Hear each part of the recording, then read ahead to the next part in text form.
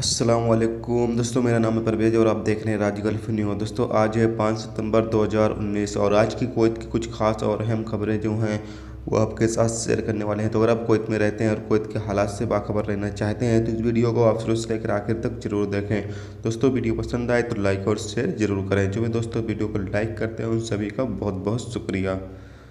दोस्तों आज की खबर जो है वो शुरू करने से पहले मेरे बहुत सारे दोस्तों के कमेंट मिल रहे थे कि भाई अगर मैं इंडिया से हूँ और मेरी सैलरी जो है कितनी होनी चाहिए ताकि मैं अपनी फैमिली को विजिट वीजे पे बुला सकूं। फैमिली वीजे का तो आप सभी को पता ही है कि कम से कम 500 कोई दिनार सैलरी होगी तो ही आप अपनी फैमिली को फैमिली वीजे पर जो है वो बुला सकते हैं। लेकिन ऐसे में बहुत सारे लोग सवाल ये पूछ रहे हैं कि भाई हम हमारी सैलरी जो है वो 500 कोई दिनार नहीं है, लेकिन अगर हम अपनी फैमिली को विजिट वीजे पे बुलाना चाहते हैं तो कितनी सैलरी हमारी होनी चाहिए ताकि हम अपनी फैमिली को विजिट वीजे पे जो है वो बुला सकें। तो दोस्तों आप सभी को पता चलें कि अगर आप इंडिया से हैं, जैसा कि बहुत सारे लोग मुझसे पूछ रहे थे कि भाई मैं इंडिया से हूँ, मेरी कितनी सैलरी होनी चाहिए ताकि मैं अपनी फैमिली को जो है विजिट वीजे पे बुला सकें। तो दोस्तों आप सभी को पता चलूँ कि आपकी सैलरी कम से कम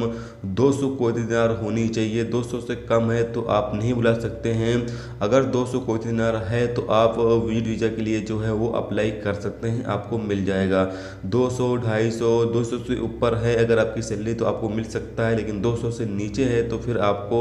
जो फैमिली विजिट वीज़ा है वो नहीं मिल सकेगा। तो अगर आप अपनी फैमिली को बुलाना चाहते हैं और आपकी सैलरी 200 है या 200 से ज़्यादा है तो आप अपनी फैमिली को विजिट वीजे पे जो है वो बुला सकते हैं। तो आज की पहली खबर यह है कि कुवैत वजारत दाखिला ने पब्लिक प्रोसिक्यूशन के लिए इंसानी स्मगलिंग के 9 नए मुद्दों को बयां किया है। अल कसाब डेली रिपोर्ट के मुताबिक इन मुद्दों से जराये ने कहा है कि मानव स्मगलिंग में शामिल होने वाले ऐसे शख्स और कंपनियां हैं जिन्होंने मुबीना तौर पर नकली कंपनियों के रोजगार के तहत वर्करों को मुल्क में लाया। सेम जराये से इशारा मिलता है कि हर वीजा शख्स की नेशनलिटी के बुनियाद पर 2000 और 1500 दिनार के बीच बेचा जाता है। जराये ने बताया है कि इंसानी अधिकार वर्करों के सिक्योरिटी अधिकारियों को इस इलीगल सरगर्मियों का पता लगाने में मदद करने के लिए बड़ी किरदार निभाई है, यानी कि अदा की है। और दोस्तों आप सभी को पता चलें कि कुवैत सरकार या कुवैत हुकूमत जो है ये जो इस तरह के कारोबार करते हैं, कोई भी कंपनी या कोई भी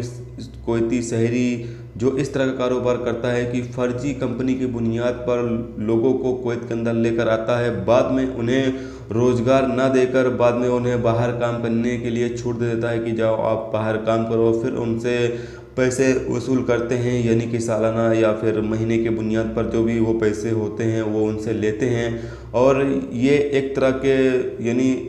इलीगल है। और ये सब चीज़ों को कंट्रोल करने के लिए कुवैत जो हुकूमत है वो बहुत ही ज़्यादा कोशिश कर रही है, क्योंकि इन दिनों कुवैत के अंदर लेबर लॉ यानी लेबर कानून की जो खिलाफ वर्जी करने वाले लोग हैं उनकी तादाद बहुत ही ज़्यादा हो चुकी है। क्योंकि बहुत सारे लोग जो कंपनियां हैं या कुवैती शहरी हैं वो फर्जी कंपनियों की बुनियाद पर लोगों को लेकर आते हैं कुवैत में, बाद में उन्हें अपने पास काम नहीं देते हैं तो बाद में ऐसे लोग जो हैं वो मजबूरी में बाहर जाके उनको काम करना पड़ता है। जब वो काम करते हुए बाहर पकड़े जाते हैं तो उनके लिए काफ़ी ज़्यादा मुश्किलें पैदा होती हैं। तो इसलिए दोस्तों आप सभी से भी ये कहना है कि अगर आप कुवैत के अंदर रहते हैं या कुवैत आना चाहते हैं तो आप पहले वीज़ा ऐसे देखें जो कि कंपनी का हो, फेक कंपनी का ना हो, रियल कंपनी का वीज़ा हो। आप इस बारे में तहकीकात करें और ऐसे एजेंट से वीज़ा लें जो कि आपको पता हो कि ये एजेंट जो है वो 100% जो है जो बताता है वही होता है और सही वीज़ा देता है। तो इस तरह से एजेंट से जो है आप वीज़ा लें, ना कि आप फर्जी एजेंट से वीज़ा लें, ठीक है। तो आपको इन सब चीज़ों का ख्याल जरूर रखना है कुवैत आने से पहले, क्योंकि अगर आप कुवैत एक बार आ गए और आपको कपिल या जिस भी कंपनी में आए वहाँ पर आपको ये कहा गया कि आपके उनके पास काम नहीं, आप जाकर कहीं बाहर काम करें, उनको पैसे दें जो भी साल का या महीने का उनका बनता है, तो ऐसे में आप बाहर काम करते हुए पकड़े जाते हैं तो फिर आपको वापस आपके मुल्क भेज दिया जाएगा। तो इसलिए दोस्तों आप कुवैत आने से पहले ही आप अच्छे से तहकीकात कर लें कि आप जिस वीज़े पे जा रहे हो वो रियल है या फिर फेक है, या जिस कंपनी में आप जा रहे हो वो कंपनी कुवैत के अंदर मौजूद है या नहीं है। अगर नहीं है तो आप वो वीज़ा कैंसिल करके ऐसा वीज़ा लगवाएं जो कि कंपनी कुवैत के अंदर मौजूद है। आप कंपनी को चाहें तो जो भी यार दोस्त आपके हैं उनके जरिए पता कर सकते हैं, या फिर गूगल के ऊपर भी कंपनी का नाम आप एजेंट से पूछ के गूगल के ऊपर भी सर्च कर सकते हैं, वहाँ पर भी आपको मालूमात मिल जाएगी अगर कंपनी है तो।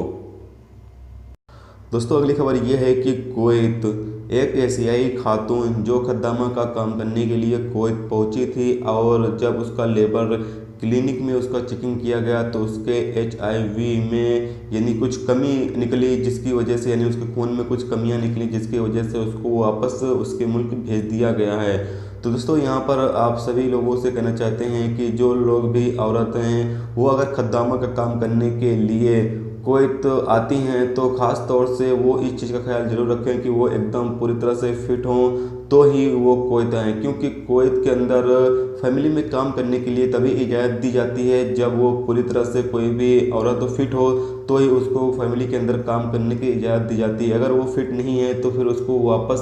उसके मुल्क भेज दिया जाता है। तो इससे अच्छा ये है कि आप बेहतर है कि आप अपने मुल्क में ही अच्छे से अपनी चेकिंग कर लें, मेडिकल में अगर फिट हैं तो ही आप कुवैत में आएँ। अगर फिट नहीं है, अगर आपके अंदर किसी भी तरह कोई कमी है तो आप अच्छे से पहले उसका इलाज करें, उसके बाद ही आप कुवैत आएँ, क्योंकि कुवैत में अगर आप आने के बाद अनफिट होते हो तो फिर आपको काफ़ी ज़्यादा मुश्किलें जो हैं वो बढ़ जाती हैं, क्योंकि आप इतना पैसा खर्च कर कुवैत में आए हो और बाद में आपको अनफिट करार दे दिया गया और वापस भेज दिया जाता है, तो फिर आपको काफ़ी ज़्यादा मुश्किलें जो हैं वो पेश आ जाती हैं। तो ऐसे में आप बेहतर यही है कि अपने मुल्क में ही रहकर अपने आप को पहले फिट करें, उसके बाद ही आप कुवैत आएँ अगर आप अनफिट हैं तो।